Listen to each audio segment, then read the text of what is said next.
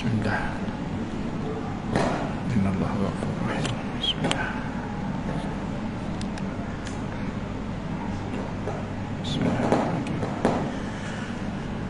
Bismillah walhamdulillah wa kafa billahi nasira.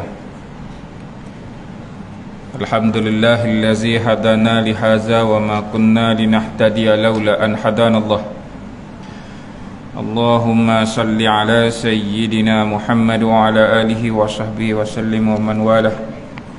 Sallallahu rabbuna ala nuril mubin Ahmad al-Mustafa sayyidil mursalin.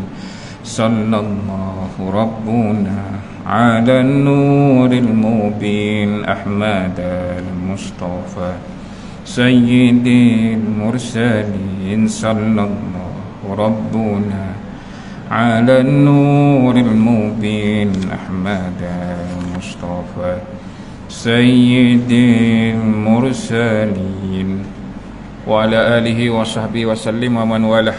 Yaghfir lana fa innahu la yaghfiruz dzunuba illa anta ya rahimin. Allahumma hdi qalbi wa saddid lisani bihaqqi Rasulillah sallallahu alaihi wasallam. Kullu am wa antum bi khair. Idul mubarak rahmatika ya rahimin. Sihat semua, minal aidin wal faidin, selamat hari raya.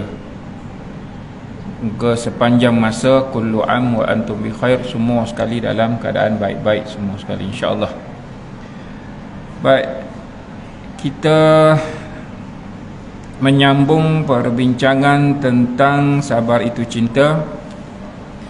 Malam ini kita berbincang tentang kepentingan sabar dan ianya suatu keperluan. Kepentingan sabar dan ianya suatu keperluan. Baik, hadirin semua yang dikasihi Allah Ta'ala, berkata Dr. Yusuf Al-Qaradawi dalam kitabnya As-Sabru fil Quran yang diterjemahkan, yakni sabar merupakan keupayaan hati dan dorongan keimanan dalam membentuk karakter diri. Merupakan keupayaan dan dorongan keimanan dalam melawan dorongan nafsu, membentuk karakter diri. Sekiranya ia diperkuatkan, diperkukuhkan, maka ia mampu mengurus dan meneruskan keupayaannya melawan kehendak diri. Sekiranya dia mampu, yakni hadirin, dalam bicara tentang sabar adalah tentang keupayaan yang sampai kita faham ianya suatu keperluan. Keupayaan kita bukan cerita kuat, cerita berupaya. Kalau hadirin nampak badan saya berketul-ketul sekarang, sadu orang kata sekarang ni kan, sadu letak beras 10 kilo, hadirin rasa saya boleh angkat ke tak? Kat depan ni beras 10 kilo, berasa saya boleh angkat ke tak? Tak payah beras lah, meja ni saya angkat terus. Sebab badan berketul-ketul, sadu. Nampak kuat lah kan? Nampak kuat. Namun kalau berpagi-pagi kain selimut tak kuat, tak besar apa ni, tak berat pun sampai 10 kilo, tak boleh nak angkat, apa cerita? Badan dah sadu. Masuk Ramadan, badan yang sadu itu tak boleh puasa dia. Jadi cerita tentang sabar adalah tentang keupayaan, kemampuan. Dia bukan ukur pada fizikal. Maaflah kalau ada yang badan sadu, bukan sengaja nak sindir apa tidak, hanya sebagai satu bandingan. Nak bagi tahu bahawa ianya tentang keupayaan, bukan ukuran pada fizikal. Kenapa? Kerana ada orang yang tidak punya fizikal yang sekuat, yang kita nampak segagah seteguh mana badan dia, namun dia ada keupayaan berhadapan dengan apa bentuk ujian. Baik, kenapa sampai kita perlu faham dan meletaknya suatu keperluan? Keperluan ni hadirin, dia ada suatu perkara yang utama, dia bukan perkara yang pilihan. Sabar bukan menjadi suatu perkara pilihan, dia adalah satu keperluan utama. Hadirin tak boleh nak kata aku nak sabar, sabarlah, aku tak nak, sudah lah. Tak boleh. Dan kita nak ukur kepada sabar ini bukan hanya dari sudut hadirin melalui perjalanan kehidupan seperti lalu yang telah dilalui sebelum ini. Bukan saya tak kata hadirin tengah duduk sekarang tak bersabar.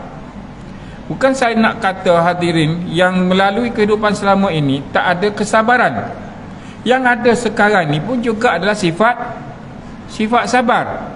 Nak menutur suatu perkataan supaya teratur juga perlukan kesabaran. Hadirin nak menulis supaya tulisan itu mendatangkan suatu manfaat juga perlu kesabaran. Cuma tak disebut je lah kan.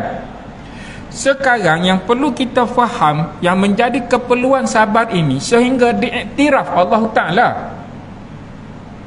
ya, sehingga diiktiraf Allah Ta'ala, sehingga Allah akui engkau ni memang sabar, sehingga Allah melafazkan innallaha yuhibbus sabirin. Allah menzahirkan rasa kecintaan dia kepada orang yang mengekal dirinya dalam kesabaran. Siapa diiktiraf begitu? Hak tu yang kita nak. Boleh ya? Bukan bermaksud yang sekarang ni tak sabar. Ada. Hadirin dah lalui kehidupan dengan usia sekarang, dah melalui banyak ujian kehidupan. Bukan bermaksud selama ni saya tak sabar ke? Iya, sabar. Namun mendapat pengiktirafan itu, diisytiharkan Allah Ta'ala bahawa kamu memang seorang yang layak untuk berada pada satu tempat yang Allah raikan kepada mereka yang punya kesabaran yang terbaik, yang terpuji. Sebab itu dia menjadi suatu keperluan. Baik,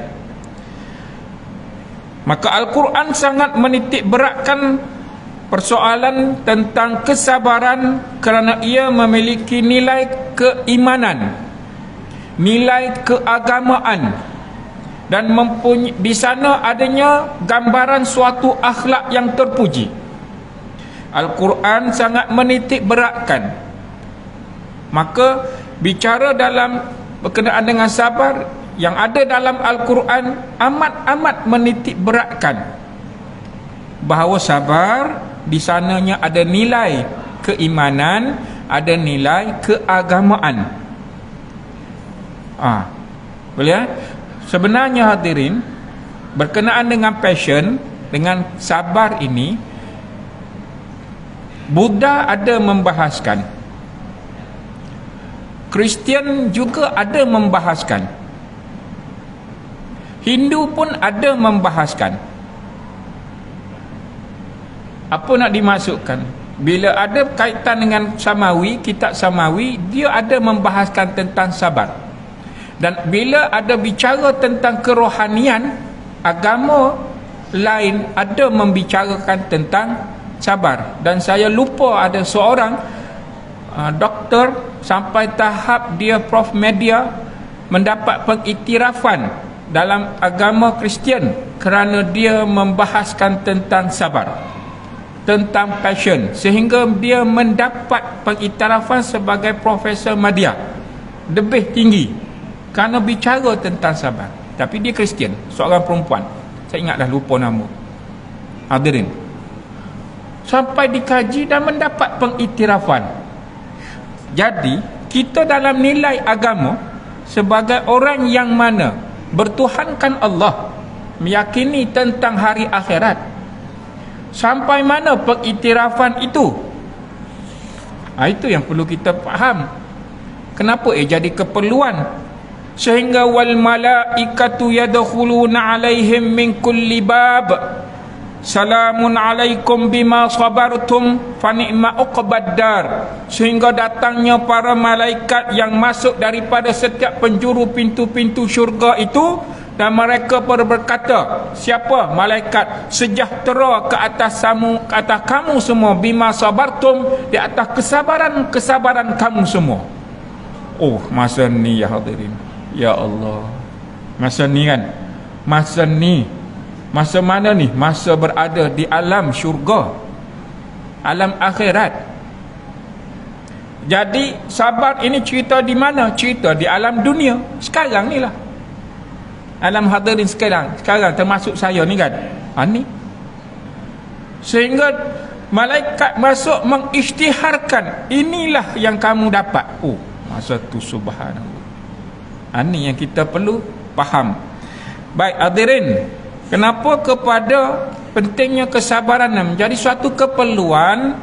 Maka hadirin, bicara tentang sabar, dia bukan bicara tentang orang kata apa, bicara tentang sebutan yang saya dah awal-awal lagi saya dah maklumkan.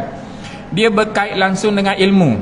Boleh Dia berkait langsung dengan ilmu. Kalau kita nak susun, dia ada kaitan dengan syariat, dia ada kaitan dengan fiqh, dia ada kaitan dengan tasawuf. 3 perkara ni. Dia ada kaitan dengan ilmu, dia ada kaitan dengan akal, dia ada kaitan dengan hati. 3 ni juga. Ni kalau bicara tentang sabar. Baik, sekarang saya datangkan situasi. Boleh Saya datangkan situasi. Memahami keperluan sabar bila mana dia mampu menguasai situasi. Bila dia dah faham, dia mampu menguasai. Menguasai situasi ni bermaksud apa sahaja dalam keadaan yang dia lalui, dia tahu menguruskan situasi. Baik, jom kita tengok makna situasi mengikut kamus Dewan.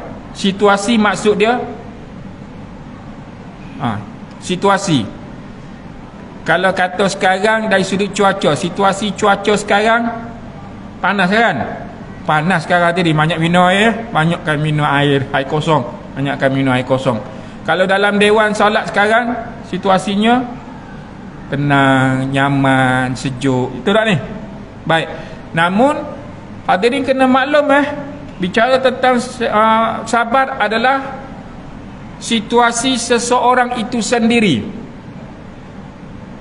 Setiap orang semua ni dia ada situasi dia sendiri. Boleh tak ni? Jadi apa itu situasi? Disebut juga keadaan, disebut juga persekitaran, disebut juga suasana. Jadi suatu keadaan seseorang mendapati dirinya sendiri. Apa itu situasi? Suatu keadaan seseorang mendapati dirinya sendiri. Suatu keadaan, suatu situasi, satu suasana, seseorang itu dirinya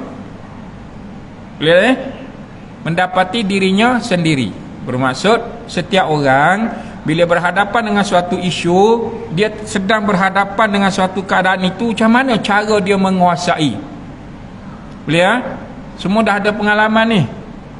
Hadirin bekerja sebagai apa? Hadirin sebagai siapa? Kalau cikgu dia berhadapan dengan pelajarnya sekolah rendah, apa situasinya, cara dia mengatasi.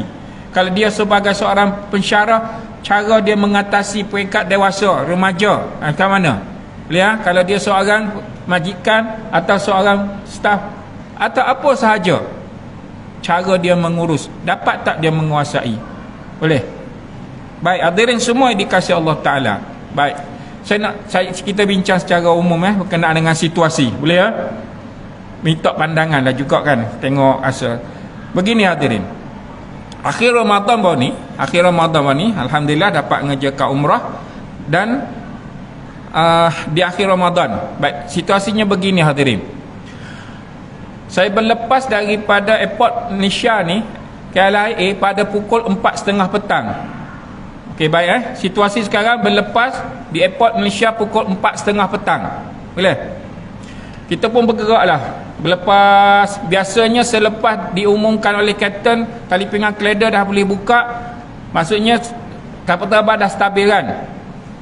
Diumumkan kepada jemaah yang ada, para hajah dan haji, hajah yang tak berpuasa boleh makan, disediakan hidangan dan kepada anak-anak kecil.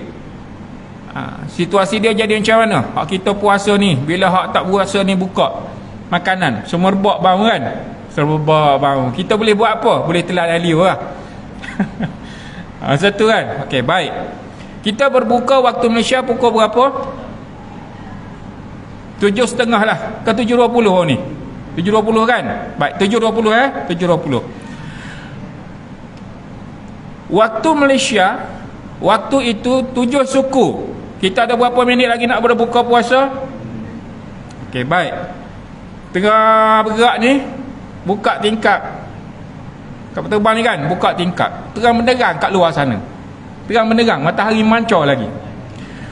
Masuklah 7.20 waktu Malaysia. Perut rasa apa? Perut. Baik, waktu itu kita dah tahu dah waktu kita berbuka, waktu Malaysia sampai 7.30.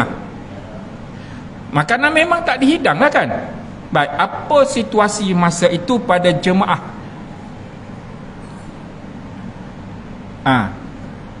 Sabar-sabar ni ia berkaitan dengan puasa. Puasa ni perlu kesabaran. Betul tak ni? Sebab saya dah bagi tahu dah sebab apa ni, ia semakna je, menahan diri dalam ketaatan. Baik, sekarang 7.30 menjelang 7.45 memang tak dihidangkan. Sekarang soalan, hadirin nak buka puasa ke tak ni?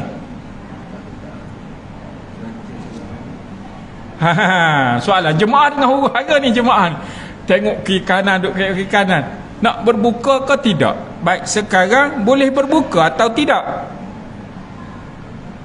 Soalan, hadirin rasa boleh tak nak berbuka puasa waktu itu? Waktu jam Malaysia 7.45 sehingga menjelang pukul 8.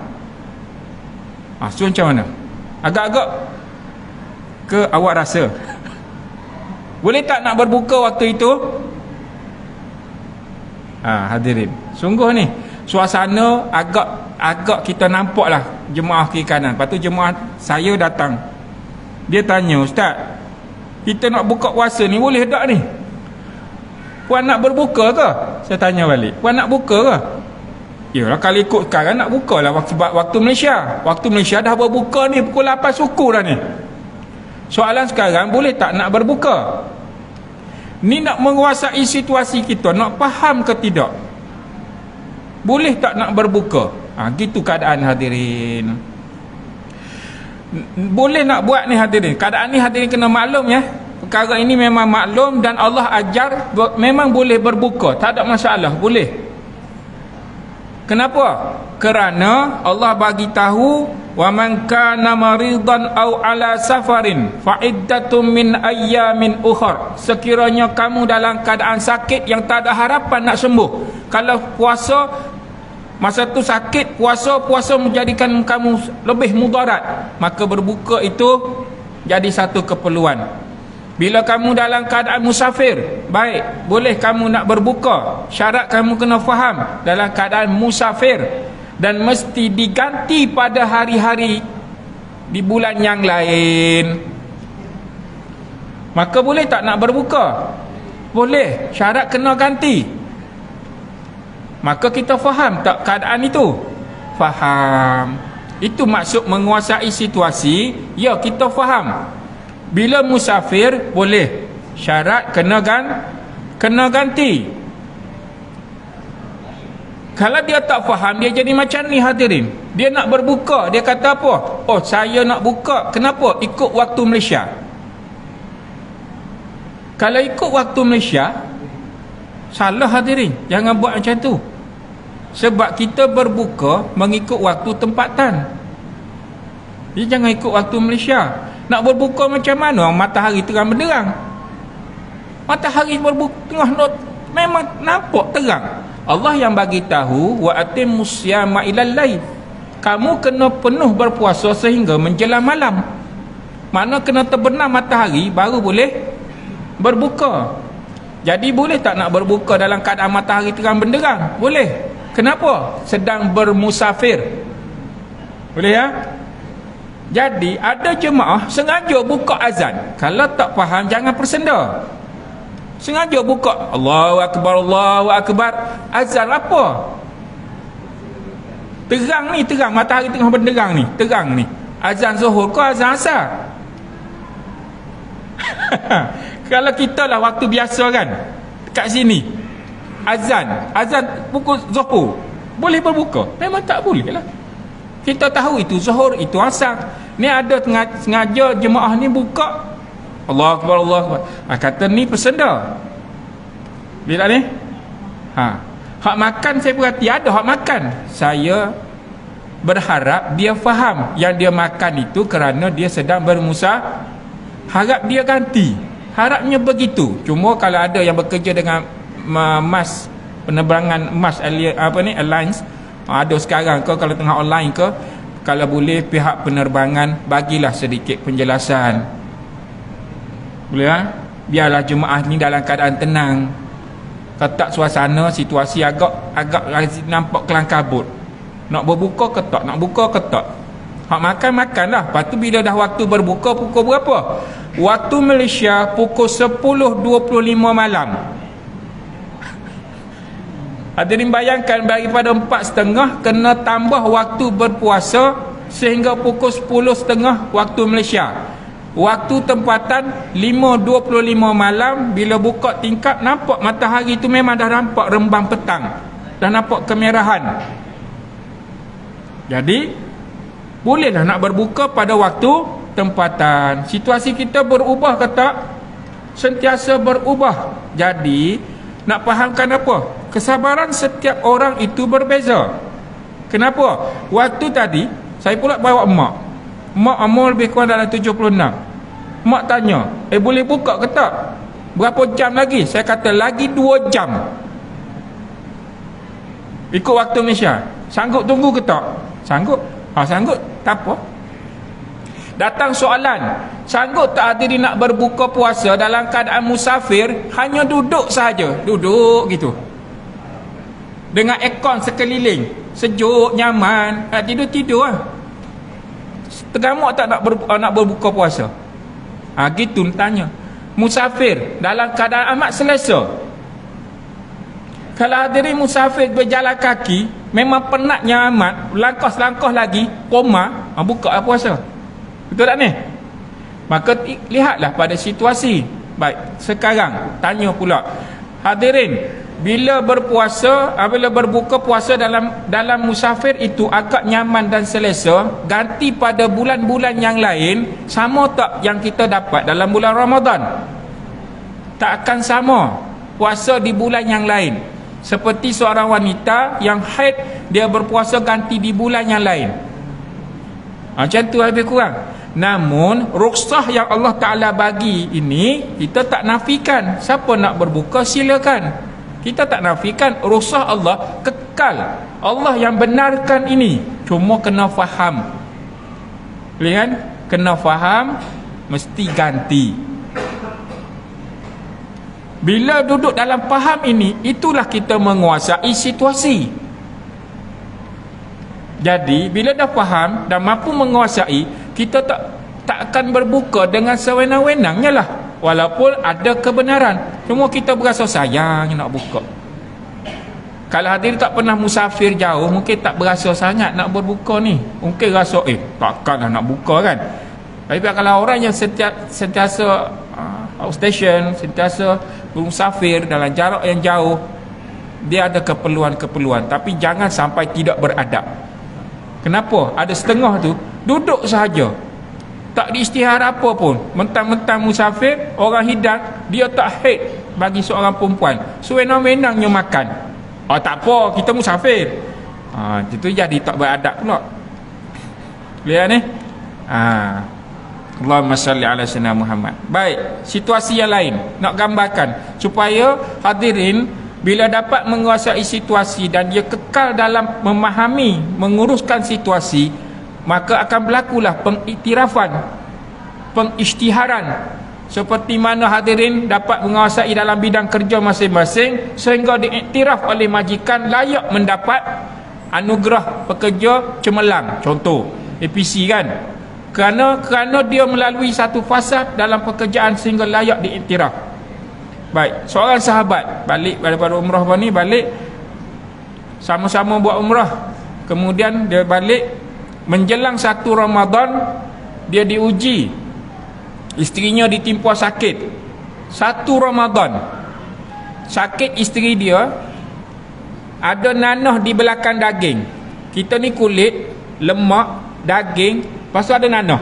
Nanah itu menghampiri kepada tulang yang mesti dioperate, dibelah, kemudian dikorek keluar nanah itu daripada bawah daging, dikeluarkan dan tidak boleh dijahit. Tidak boleh dijahit. Jadi nak bayangkan rasa itu bagaimana? Boleh tak? Jahitan itu belah tak boleh nak jahit. Kalau jahit, pergerakan dia menyebabkan apa? Menyebabkan luka itu lebih parah.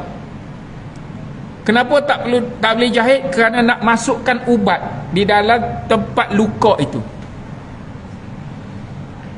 Seminggu pertama, dia cerita ni, minggu pertama dia solat tarawih sampai tertidur dalam solat dia sendiri. Sampai tidur ni kerana kepenatan yang teramat. Contoh ni katil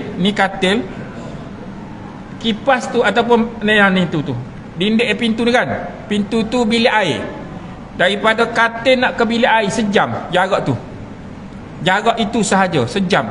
Nak angkat perlahan dengan sakit, nak comot, nak letakkan ubat, kena pakaikan pampers.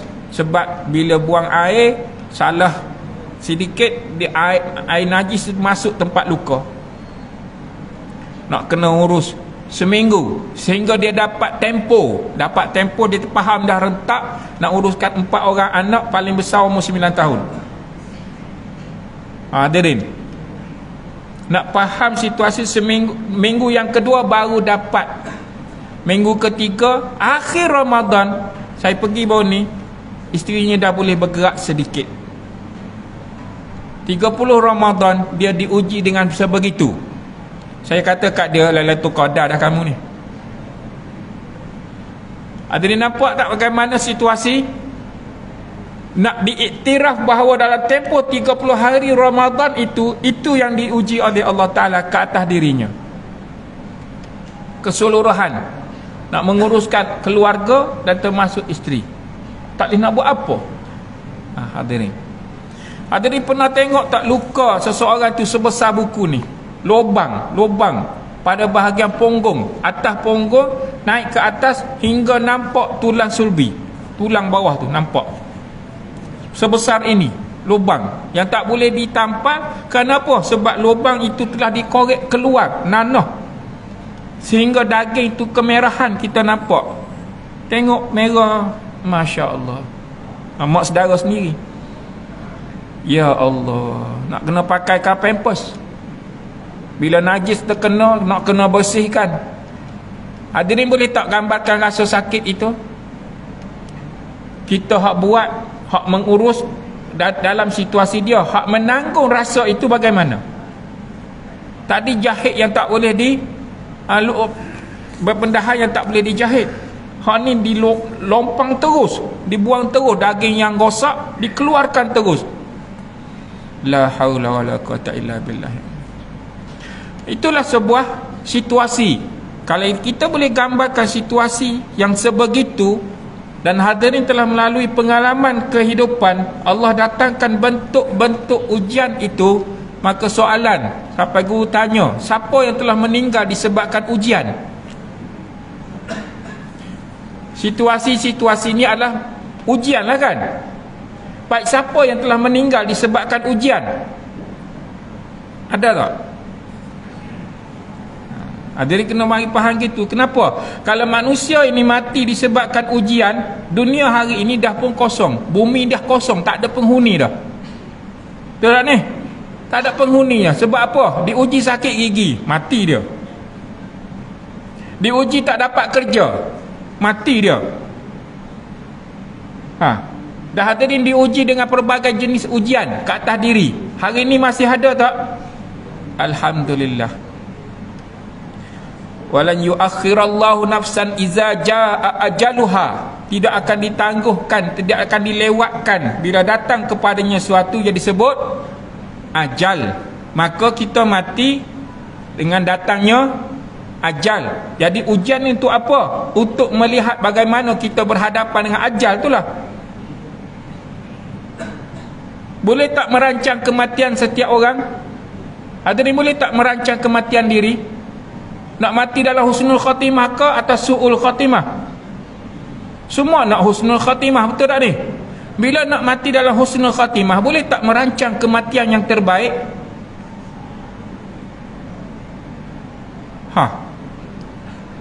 Boleh tak? Pening malam ni soalan kebat ni. Kemahiran berfikir arah tinggi tak? Tak ada biasa sebenarnya ni. Boleh tak kita nak merancang mati kita dengan mati yang terbaik? Boleh. Siapa yang kena buat? Hadirin kena buatlah apa yang Allah bagi tahu, mengikut syariat dia, mengikut fiqh dia, mengikut tasawufnya. Kena buatlah dengan sebaik mungkin. Peraturan Allah apa? Kefahaman kita apa? Rasa kita dalam setiap melalui setiap ujian itu rasa apa? Lihat ni. Tu. Bila kita dah faham bahawa mati kita ni boleh dirancang dalam mati yang husnul khatimah, dia perlu ada kesabaran. Kenapa? Sebab kita nak duduk dalam platform membentuk kepribadian kita menjadi orang yang baik menuju kematian masing-masing. Sebab kita dikira waktu pengakhiran kita. Hadirin jangan duk ceritalah zaman lalai kita dulu. Hadirin jangan duk ceritalah zaman huru-hara kita dulu. Siapa tak pernah berdosa? Sebagai manusia biasa, berdosa tak? Kita dah lalui tak fasa keinsafan diri? Fasa taubat kita dah lalu kan? Pasal kita kembalikan jiwa dan raga ini, seluruh rasa ini kepada Allah Ta'ala, sedang lalui sekarang ni kan? Betul kan? So, kalau berada dalam keadaan ini, nak mengekalkan situasi ini, lihatlah pengakhirannya nanti. Maka ujian untuk membentuk dan mengekalkan hadirin berada dalam kecintaan yang disebut sabirin, itulah ujian. Nak kekal dalam kesabaran disebabkan menjelang kematian kita ni tak tahu bila. Ujian datang dalam bentuk mana, selepas ni tak tahu macam mana.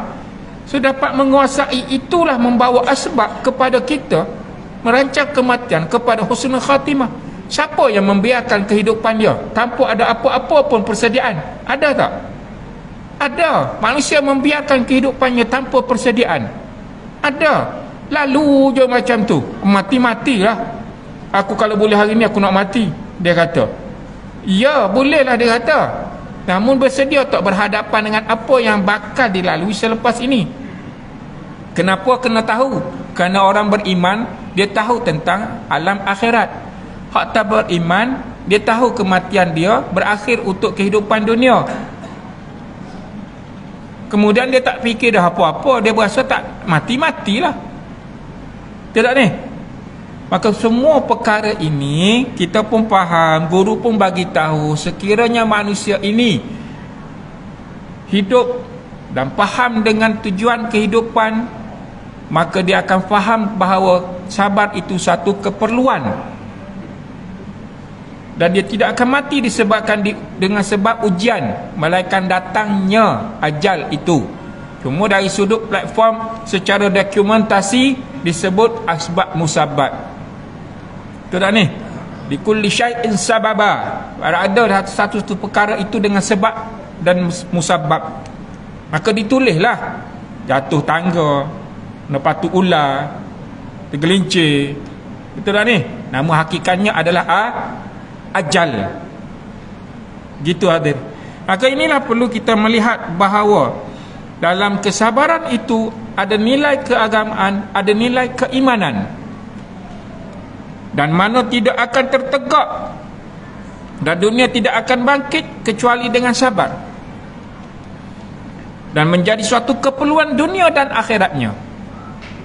Dan tidak akan tercapai kemenangan di dunia ini dan juga kebahagiaan di akhirat kecuali dia perlukan kepada kesabaran. Sehingga dia berada dalam platform, sehingga Allah mengisytiharkan wa basyiris sabirin. sampaikan berita gembira kepada orang-orang yang kekal dalam kesabarannya sehingga mendapat kecintaan daripada Allah. Bila ni, maka apa yang perlu ada difaham adalah menguasai situasi setiap masa, setiap taat, kerana ujian yang datang tak empa diduga. Boleh ya? Baik, kerana itu semua yang dikasihi Allah Ta'ala isyarat. Okay.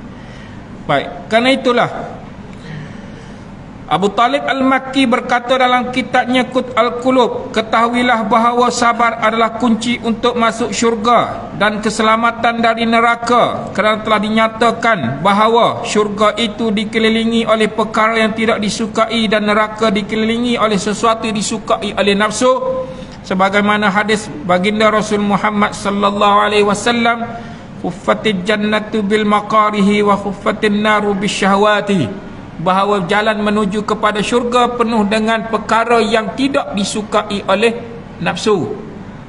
Maka sampai guru berkata apa? Kalau dah kamu tahu jalan ke neraka itu mudah, kenapa tidak bersabar untuk ke syurga?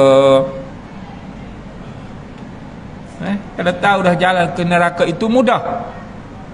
Semua orang tahu siapa yang engkar perintah Allah Ta'ala dan kekal dalam keingkaran itu, layak tak dihumbang ke neraka? Layaklah, sebab dia engkar. Namun dia kekal dalam engkar itu, sabar tak dia? Berat kali ni tak? Sabar tak dia? Kekal dalam keingkaran itu, sabar tak dia? Tengah duk mencuri, buka pintu rumah orang, sabar tak dia? Sabar dalam keadaan tidak terpuji, namun dia terkeji. Allah tak iktiraf kesabaran itu, kerana dia sabar dalam keingkaran dan kemurkaan Allah Ta'ala. Yang terpuji sehingga diiktiraf Allah Ta'ala kerana dia kekal dalam keimanannya. Boleh ya? Pada itu sahaja kita jumpa akan datang, bagaimana kita perlu faham dan bagaimana pengiktirafan ini seterusnya melayakkan kita untuk mendapat sesuatu yang istimewa daripada Allah Azza wa Jalla. Rabbana afriq alaina sabran, ya Allah limpahkanlah ke atas kami sifat-sifat sabar, wa tawaffana muslimin, dan matilah kami dalam keadaan berserah diri, yakni dalam agama Islam yang Engkau redha. Wa sallallahu ala sayyidina Muhammad wa ala alihi wa sahbihi wa baraka wa sallam. Alhamdulillah. Wassalamualaikum warahmatullahi wabarakatuh.